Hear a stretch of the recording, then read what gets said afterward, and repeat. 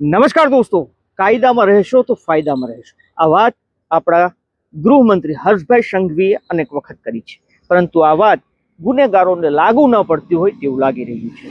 કારણ કે આપણા ઉનાની અંદર ખૌફનાક અને સનસનીભરી એક ઘટના છે તે બની છે।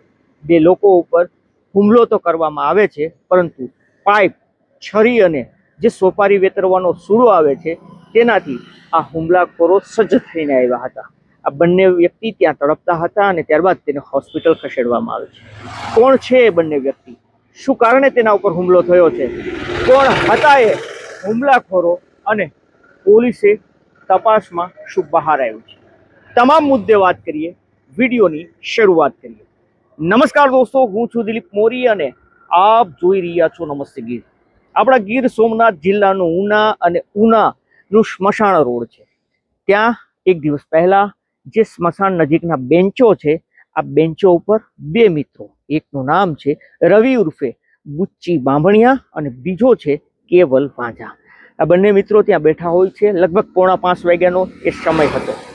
અચાનક ત્યાં 3 બાઈકો આવે છે। 3 બાઈકોમાં 9 લોકો, 9 જેટલા લોકો હતા અને આ લોકોમાં અમુક લોકો પાસે પાઇપો હતા, છરી હતી અને સોપારીને કાપવાનો સૂરો હતો।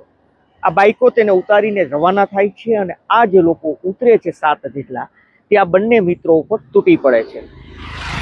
કેવલ છે તેના ઉપર છરીથી તેના કોણીએ ઘા મારવામાં આવે છે, ત્યારબાદ તેની પીઠના ભાગે છરીના ઘા ઝીકવામાં આવે છે।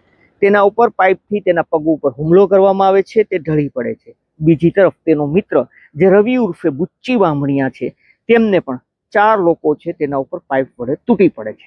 તેના બંને પગોને ફ્રેક્ચર કરી નાખવામાં આવે છે, તેના હાથોમાં ફ્રેક્ચર થાય છે અને એ લોકો છે ત્યાં કણસતા હોય છે। બીજી તરફ કેવલ છે તેને ખૂબ બેરહેમીપૂર્વક તેને તીક્ષ્ણ હથિયારોના ઘા મારવામાં આવે છે। મરચાની ભૂકી આંખમાં ચાટવામાં આવે છે અને જ્યારે મરચાની ભૂકી છાંટવામાં આવે છે ત્યારે કઈ પ્રકારની વેદના થાય છે આંખોની અંદર, અને જ્યાં વાગ્યું હોય છે ત્યાં એ મરચાની ભૂકી ટચ થાય છે ત્યારે કઈ પ્રકારની વેદના થાય છે તે સૌ કોઈ ભલી ભાંતિ જાણે છે।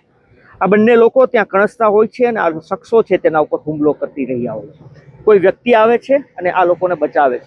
પ્રાથમિક હોસ્પિટલ ખાનગી ઉનામાં ખસેડવામાં આવે છે, જ્યાં તેની સ્થિતિ ગંભીર જણાતા તેને રાજકોટ રિફર કરવામાં આવે છે। ઉના પોલીસ રાજકોટ પહોંચે છે નિવેદન લેવા માટે, ફરિયાદ માટે। ઉના પોલીસે આખરે 9 જેટલા લોકો સામે ફરિયાદ દાખલ કરે છે। આમ તો કુલ 13 જેટલા લોકો સામે। આ જે ઘાયલ વ્યક્તિ છે તેનું કહેવું હતું કે એક અક્ષય નામનો શખ્સ હતો, એક રોહન નામનો વ્યક્તિ હતો અને આ સિવાય એક ત્રીજો વ્યક્તિ હતો, જે 3ના નામ સામે આવ્યા છે। રાજ નામનો વ્યક્તિ હતો। આ 3 વ્યક્તિએ હુમલો કર્યો હતો। એને સિવાયના અન્ય વ્યક્તિઓ હતા। પોલીસે તમામની વિરુદ્ધ ફરિયાદ નોંધી છે, પરંતુ સવાલો ઉઠી રહ્યા છે। સૌપ્રથમ મુદ્દો એ છે કે આ લોકો શું કારણે હુમલો કર્યો છે, શું તેનો ટાર્ગેટ હતો। પ્રાથમિક રીતે પોલીસ ફરિયાદ મુજબ એ જાણવા મળ્યું છે કે એક રવિ નામનો વ્યક્તિ છે જે બુચ્ચી, તેને અને કોઈ અક્ષય નામનો વ્યક્તિ છે એ બંનેને જૂનું બંદૂક હતું અને બંદૂકના કારણે આ હુમલો કરવામાં આવ્યો હોઈ શકે છે। પરંતુ આ રવિ કરતા વધુ હુમલો કેવલ નામના વ્યક્તિ, તેના મિત્ર ઉપર થયો હોવાનું સામે આવ્યું છે। કેવલ છે તેનો જીવ બચવો મુશ્કેલ હતો, પરંતુ તેનો જીવ છે તે બચી ચૂક્યો છે અને તેને સૌથી વધુ તેના પીઠ પાછળ તેનું બ્લડિંગ પણ ત્યાં ખૂબ થયું છે। આ સમગ્ર મામલે પોલીસ છે તેને 9 લોકો અને અન્ય અજાણ્યા શખ્સો સામે આમ કુલ 12 થી 13 લોકો સામે ફરિયાદ નોંધી છે।